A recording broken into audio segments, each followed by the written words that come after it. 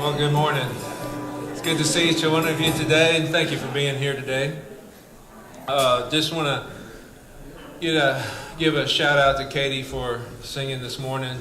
Wasn't that awesome? You know, I'm just amazed at how God works in people's lives. That kid, she's not a kid anymore, but that kid grew up in our house practically. She was always around, and she was really shy and hardly said two words, and to see her get up on stage and sing until today I had no idea that she could sing like that, and then she leads us in that, and it brought me to tears, because it's like, man, I'm amazed at the gifts that God gives us, each one of us, to serve in some capacity, in some way, to touch and influence people, because Katie influenced us today to worship God and to connect with Him, and that was just so awesome, wasn't it? So anyhow, well, I'm going to talk a little bit about kids again, and if I could start with a couple stories of my own childhood. Children are unsteady, aren't they? And I'm no different. When I was about 11, maybe 10, Mom signed me up for some swimming lessons, and I'm not a swimmer. I'm a sinker. Throw me in a pool and I just go to the bottom. I don't know why. I just heavy bones or something, and it takes me twice as much energy to stay up and tread water and do all that kind of thing. And she signed me up for lessons which started the day after school was out. So it was in late May, and how many of you remember that late May, it's still kind of cold? And you get in the water, it's kind of warm in the water. You get out and you just start chattering, and you get lockjaw, and your lips and hands turn purple and all that. I didn't like it. So here were my instructions. You get up, which I didn't want to do, because it's summer, right? Kids are off in the summer, right? And so you get up and you go to your bike, and you take your bike and you go to the pool, and you take these lessons all morning, and then you can come back after lunch, and you do that every day. So I have a friend that lived between our house and the pool, and he had a basketball goal in his driveway. And I like basketball, and I knew even by that time I was already playing, and I liked it a lot. And so I would get up in the morning when other kids were sleeping, and I would get on my bike, and I would ride down Salem Avenue, and on my way to the swimming lessons, I would go over to my friend's house and play basketball every day. And I would lie to my mom, how was lessons? Oh, they were great. It was undependable. I was unstable as a kid, as a child. And I remember one day I was riding, doing this whole regime, and I'm not setting a very good example if your children are here listening to this. But I remember going over to my friend's house, and we were playing and laughing and having a great time. We were playing a game. If you play basketball, you know what this game is. If you don't, it's called horse, and you do trick shots and try to get the other person to have all the letters, and then you win. So we were playing that. We were having a fun time, laughing and just not paying attention to our surroundings. And I didn't know, but all of a sudden my friend stops laughing because he's looking over my shoulder. Unbeknownst to me, my mother had been driving by, saw me playing in the driveway, and stopped the car. And it was a long driveway, and she was on her way with fire in her eyes. And I remember my friend stopped laughing and looks over my shoulders and sees that woman, that raging woman, coming up the driveway. And I looked and turned around. It's like, and we both said, "Oh," not within earshot, and we both said, "Oh, bleepity bleep, I'm dead." Only Tim said, "You're dead," And I was just unstable. I couldn't be depended on, and that's one of the characteristics of being a child. I want to go right on into the next part of this because I'm going to fast forward 30 years. And now I'm an adult. I'm in my 30s, and I've got kids, 4 of them, and 2 of them, which will remain nameless. I won't say what their names, their common names are, but Victoria and Drew, I gave them a summer assignment because, they like to do their own things. That's like kids like to do. And I was like, well, I knew they really they weren't going to excel at this, but I'm going to give them a little job to do. So I'm painting the house for the summer, and I thought, well, I can get them on this. They'll learn how to work, and they can paint the side of the house that nobody will ever see on the north side, and nobody will see that. There's hardly any windows, so there's not going to be a whole lot they can mess up. But it's good for them to work a little bit. So I get them started, and I give them the instructions on how to do it, and I go ahead and go to work, and I give them about 4 or 5 hours, and I come back at lunchtime to check on their work and to get some lunch, and no kids anywhere. The paint still right there on the side of the house, and none of the house got painted, hardly any. I'm sure I'm going to hear about this a little bit later, but I remember sitting in the car, and they don't know this until today, but I remember sitting in the car that day and just chuckling, just laughing, because it reminded me so much of my swimming lessons. And I thought, what am I supposed to do here? They're not rebelling. They're just what they're being. You know what they're being? They're being kids. They're just being children. Unsteady, not really dependable yet. So I got to thinking, how should I handle this? And the way I said, well, I don't think I can match Mom's rage, but I can look a little disappointed. And so what I did, I learned this from a guy that I met in a basketball camp that played for UCLA, and his name was Jim Spillane. And I asked him one time when we were in camp that week, and I said, how did you get to jump and move so fast? He said, well, my dad never spanked us. What he did, he just made us do toe raises till we cried. And so I was like, hey, that's a pretty good idea. So I made those guys run till they puked. Hey, I did not puke. Oh, that was Drew, okay. But they became great athletes later, so I was really happy about that. But the thing I wanted to bring out is that kids will be kids, right? And we have to grow through these different stages of our development. And I just love kids, but they make a lot of messes, and we're going to talk about some of those things that kids go through. One more quick story. So we have water jugs in our garage that I fill up at the farm because it's pure well water and it just tastes good. And so I get that and bring it home, and we drink out of that. And my wife broke one of them, and water went all over. No big deal. It's just water. It's in the garage. We just cleaned it up. No big deal. I got 4 or 5 of them there, and I fill them up periodically. And so maybe 2 months ago, or not even that long, a few weeks ago, there was water all over the garage. And I was like, so I did not accuse. I know husbands, you never accuse your wives of anything, right? I didn't accuse it. I just said this statement, and then I probably should have rephrased this.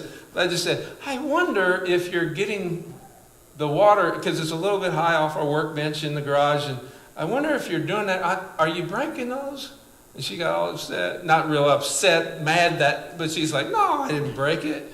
I was like, well, I'm just wondering how, because I got another broken jug.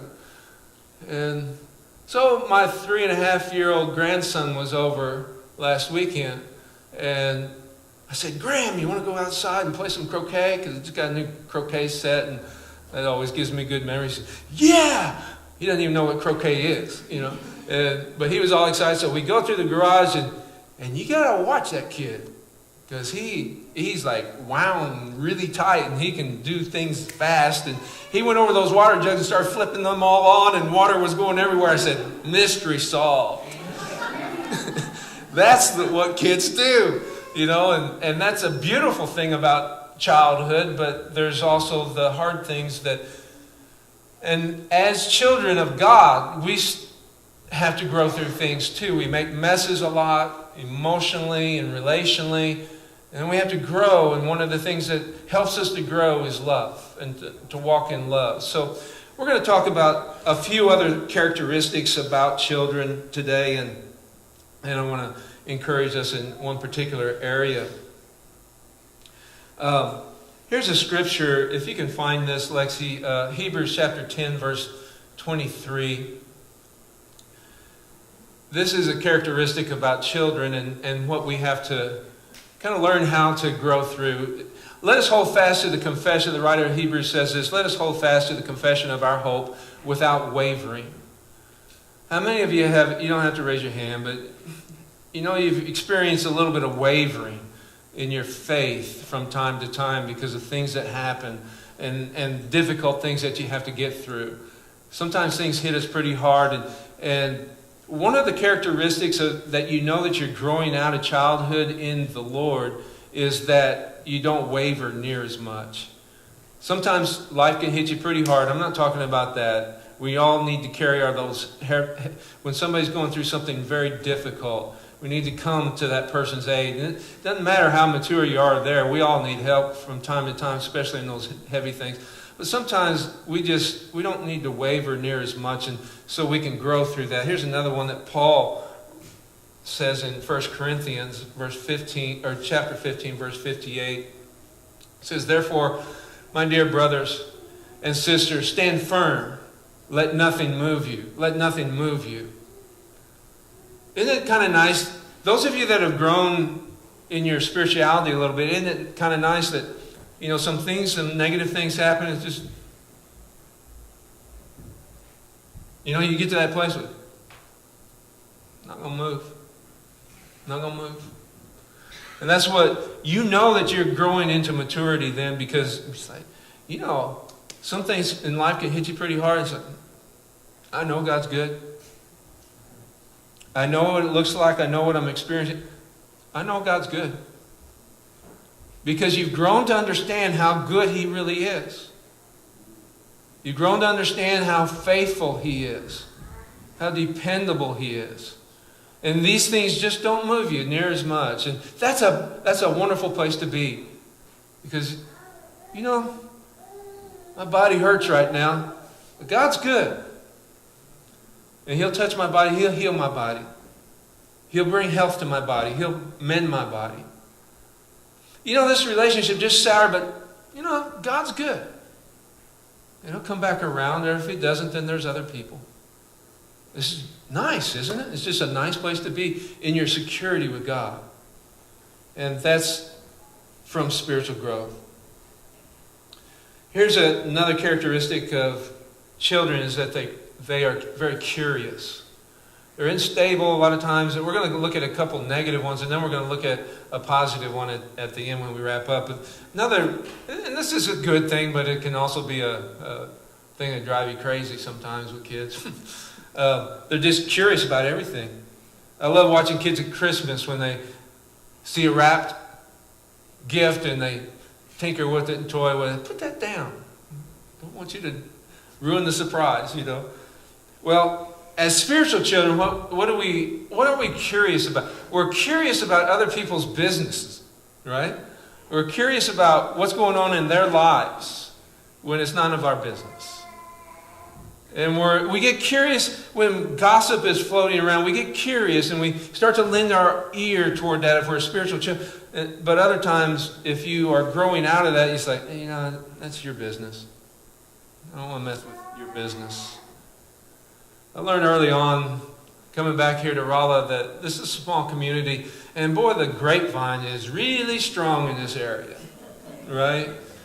And especially, and I know I'm a pastor, and I know that, there's other churches, and I know that there's a lot going on.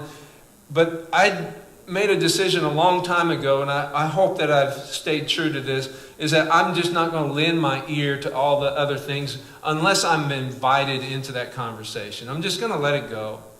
And I just tried to mind my own business here and just serve you the best that I can and let things fall as they may.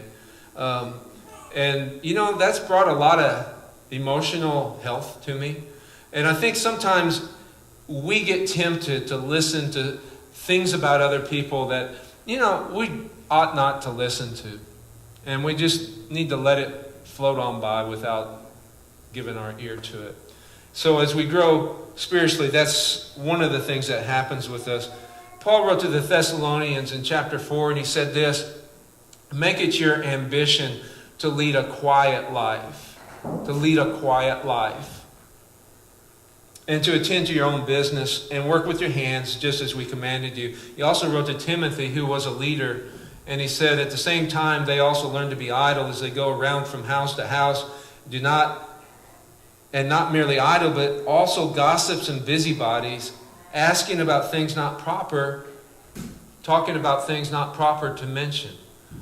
So that's one of the disciplines that we begin to gain as we grow spiritually. It's like, there are some conversations I don't need to be in. There are some things I just don't need to be listening to. There are some things I just don't need to be saying. That's spiritual discipline. Peter teaches us the same thing. He teaches us he uses this word meddle. Have you heard of the word meddle or meddler?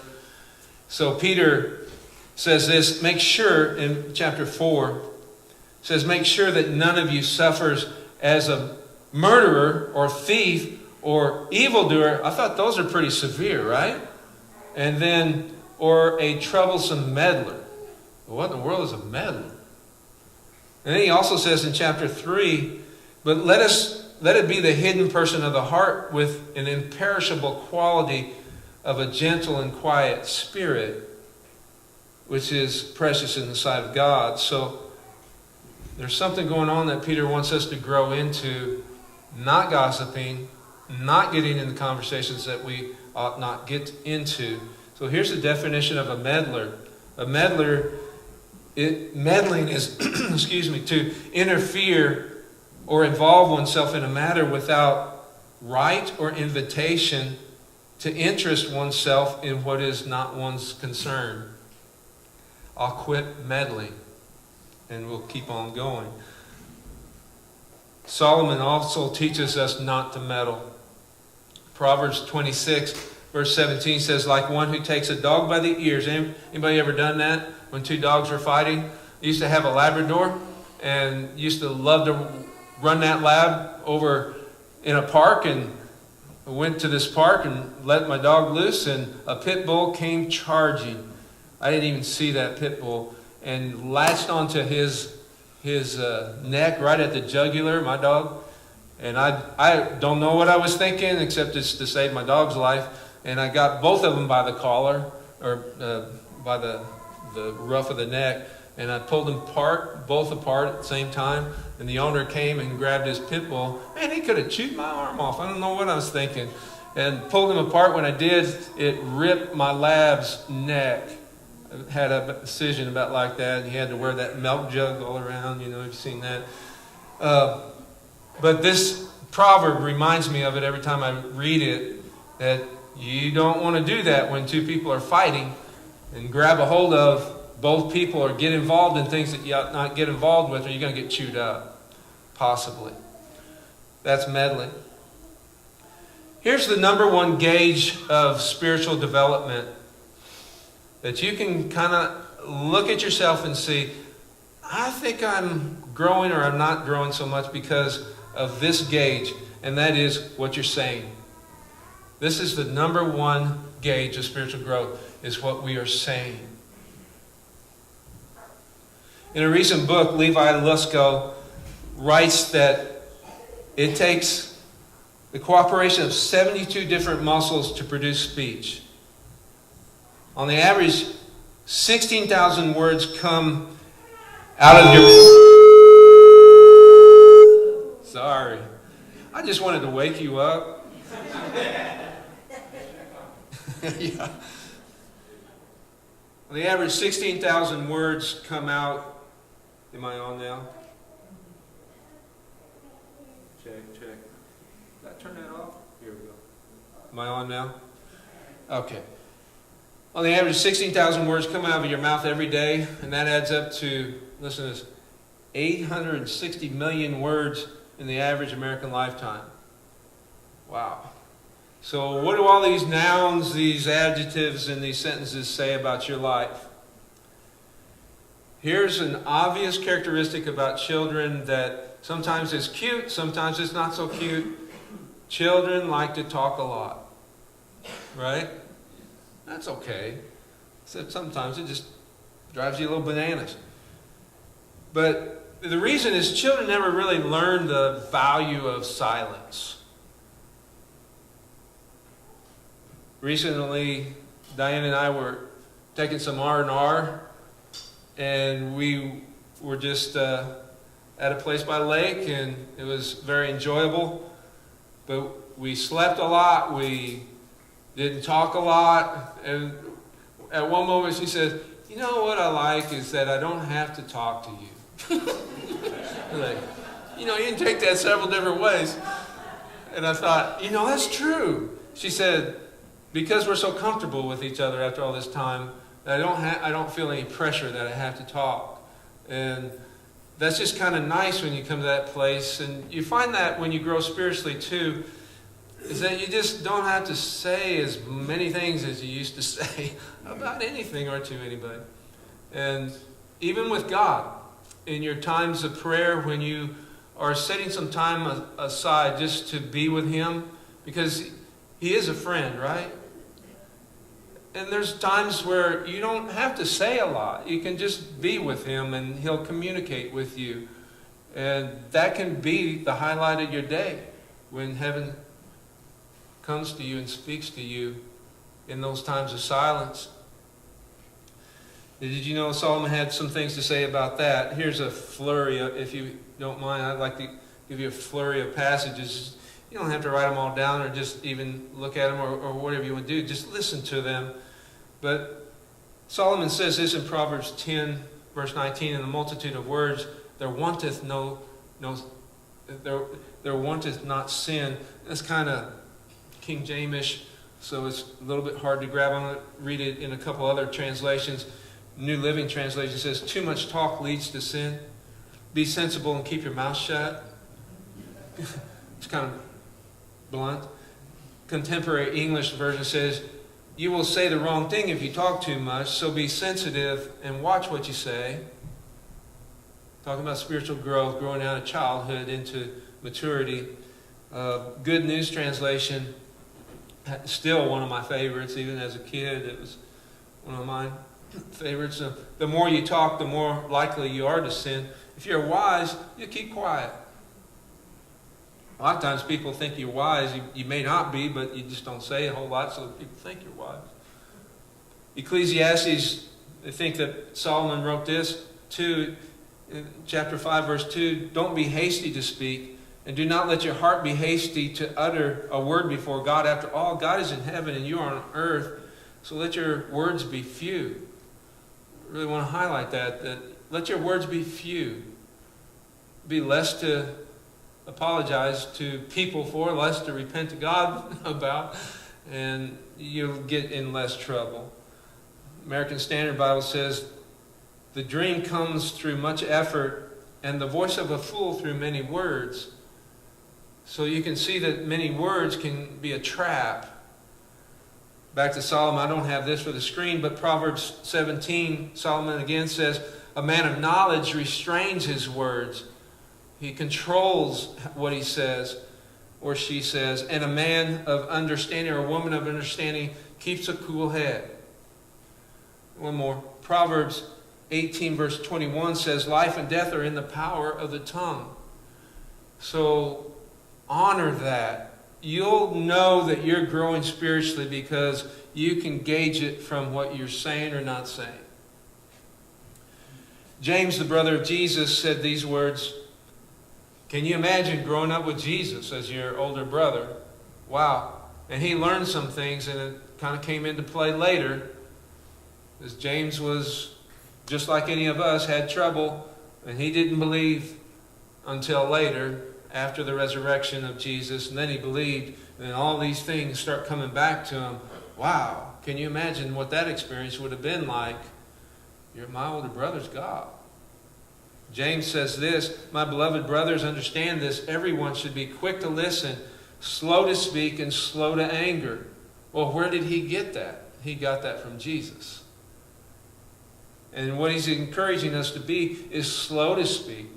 Don't trip off with your mouth, and be slow to anger, and be quick to listen.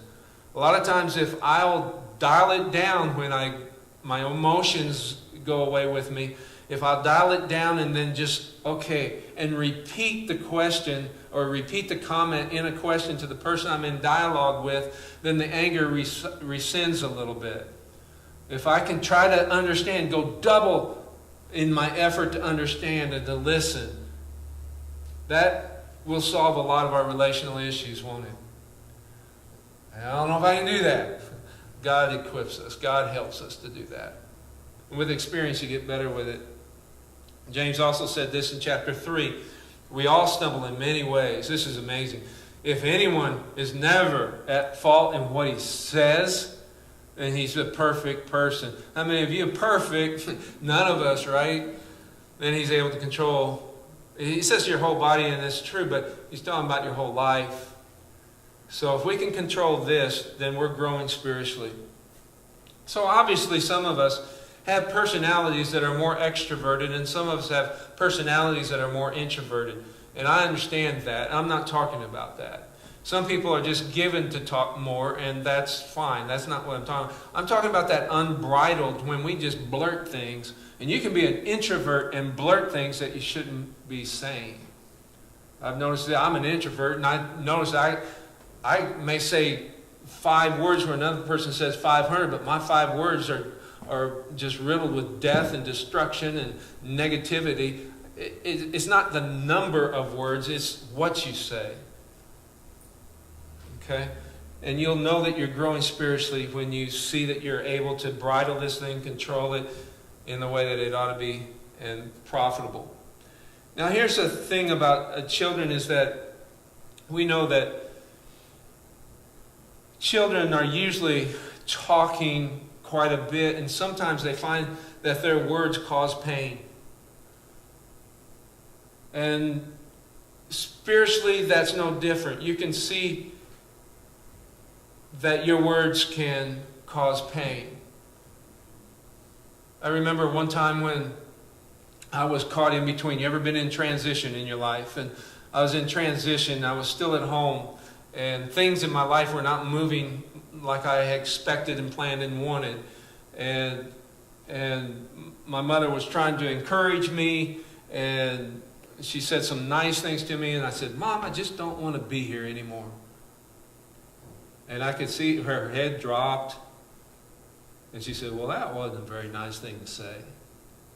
I regret that. I can't take those words back, you know? If we can learn to control our words so that they're a blessing to people, you know that you're growing spiritually, because God really gets into this. He's all about the words that we speak. And I learned to appreciate things that are going on around me and the people in my life a lot more. But I said to Mom at that point, I said, I'm very sorry. I didn't mean that. She says, I understand. Just be careful what you say. And I said, yes, ma'am. So just like natural children, spiritual children, we have to learn the value of controlling our mouths. And another thing that we need to learn to control is our time alone, where we're silent.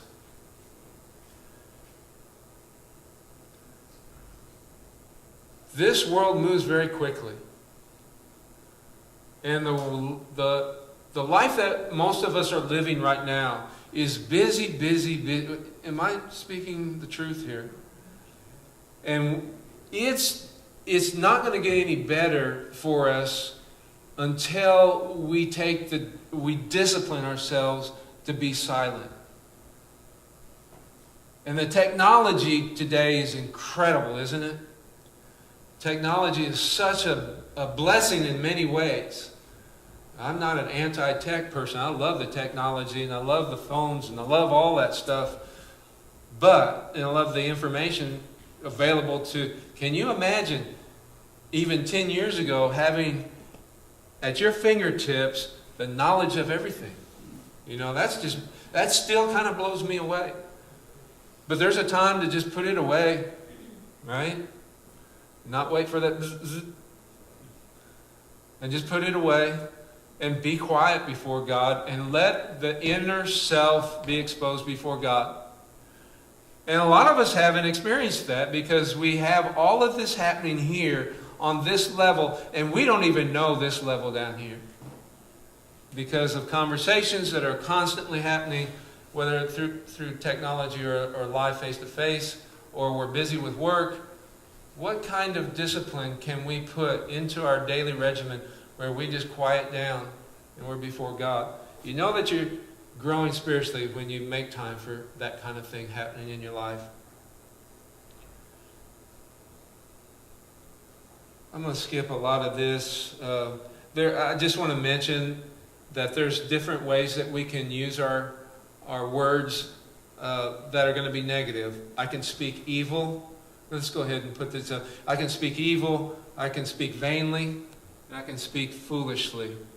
Maybe another time. That's probably a message in and of itself.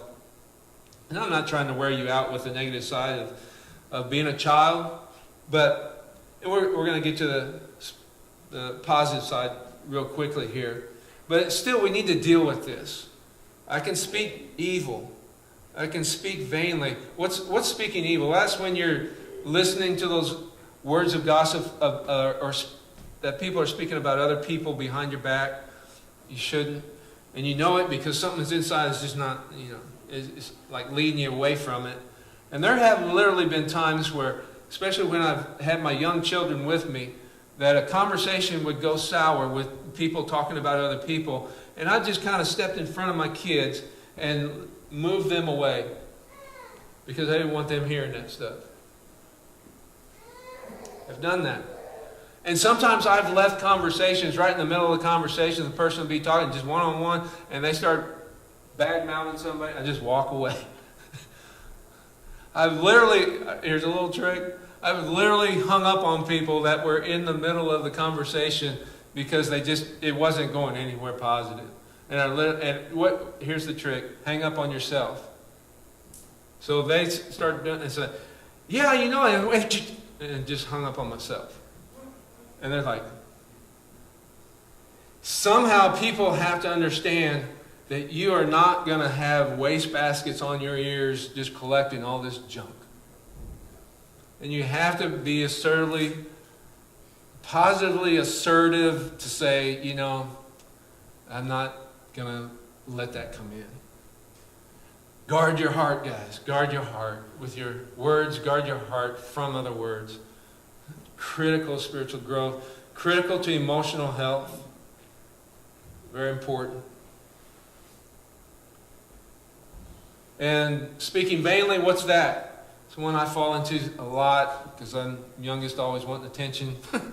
It's all talking about myself all the time. So if you're talking all about yourself, it gets vain, doesn't it? It's like, selfie for everybody. Speaking foolishly. Well, we won't even need to get into that one. Aren't you encouraged today?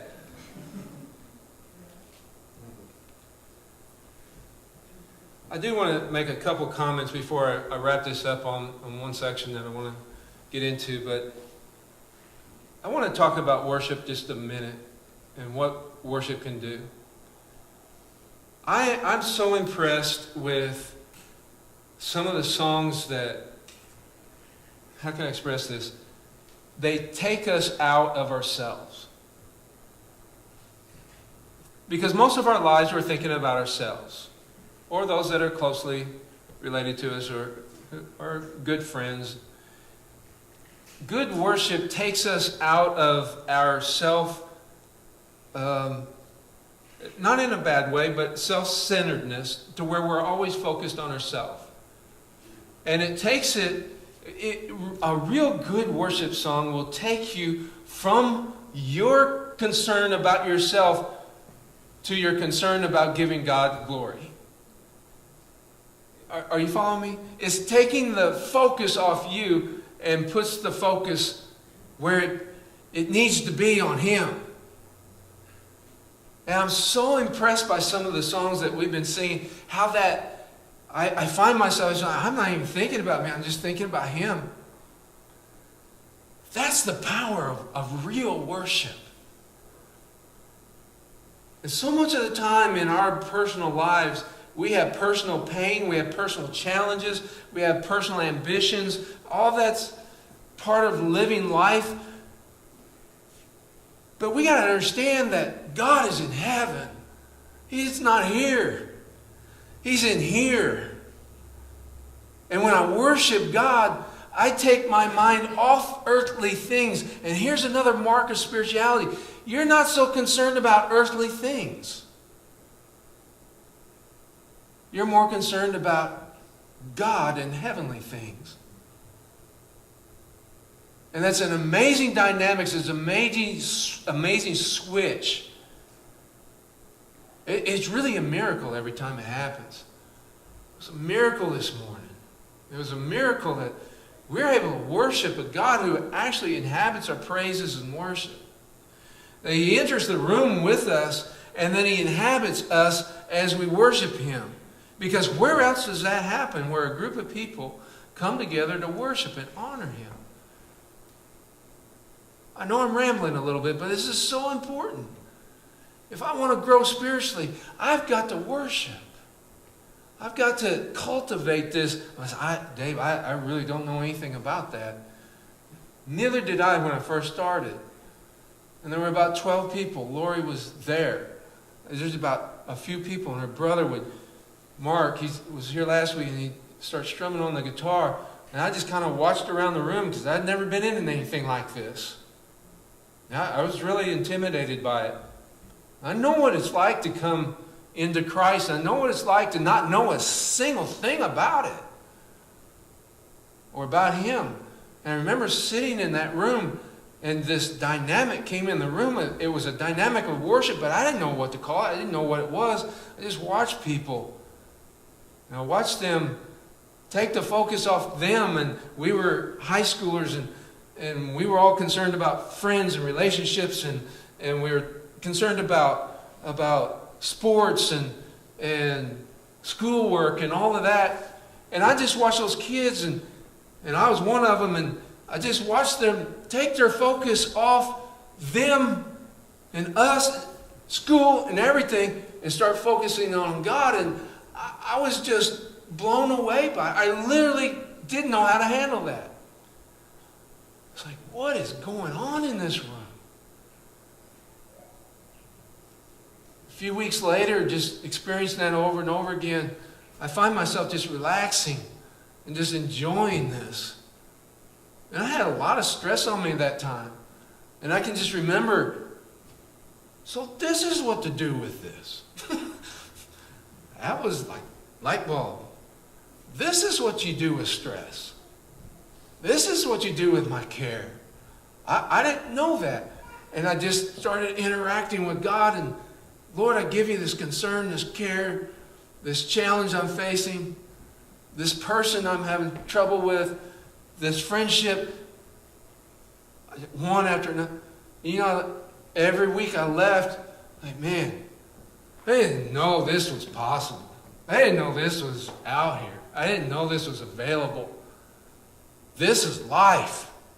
It took all the care and the thoughts of despair, thoughts of challenge, thoughts of anger. It traded all of that and put in me life. Guys, that's what I want for us every single weekend. I want us to enjoy the life of God. You shouldn't come here and leave the same. You shouldn't come here and leave with your anxiety. You shouldn't come here and leave with your anger. You shouldn't come here and leave with your strife or your fear. God, I want God to interact with you every single time that we meet. And you unload and you dump it on Him. And you leave with a free heart. A stronger heart. One that's been touched by heaven. Can you hear me? That's what this is about. That's what spiritual growth is. Oh, it's not like, I got to grow spiritually. No, not saying that. I got to do this in order to grow spiritually. Just saying this is available to you, and spiritual growth is a wonderful thing. If you'll grow spiritually, you'll find that the burdens of this life don't bother you, because He carries them. He's the burden carrier. Can I bridge that right into what I want you to do? We do a special thing around here for people, make it available for people. If you're interested and you're ready and you want to, we got a small group for you. We got people that want to lead the small group or host a small group or bring refreshments for a small group. You need it. I didn't know I needed it. Found out I needed it through experience. I thank God for my friend who invited me 3 times before I ever responded. He got me there. Now I'm trying to pay that back and say, hey, I need you in the small group. I need everyone in. See, you were never designed to live this life alone. You were never designed by God to live a Christian life, a life serving God and following His teachings, Jesus' teachings. You're never designed to do that by yourself. Now you learn a lot here. It's in rows, but I found a long time ago that things go better as far as friendships, not in rows. You learn a lot in rows, but you've developed friendships in circles. Found out a long time ago that circles are the life source of good, godly friendships. You say, well, I'm not even really walking with God. Well, come and be a part of it anyhow. And see if it's something that would make a difference in your life. And I believe it would. I could almost guarantee it would if you follow it the way that Jesus has laid it out for you. So we have an interest meeting tonight at 6 p.m. right here in the church if you want to be a part of that, if you want to help in some way. Say, well, I don't want to lead anything. You don't have to. You don't not really lead. You're just facilitating anyhow. And if you want to bring refreshments or you want to open up your home or you just want to be a part and pray, then I need you here tonight. Let's put some groups together. And let's walk with God together. Pray together. Worship together. Learn together. Let God do His work. That's my appeal. It's going to be a great fall, isn't it? Let's stand.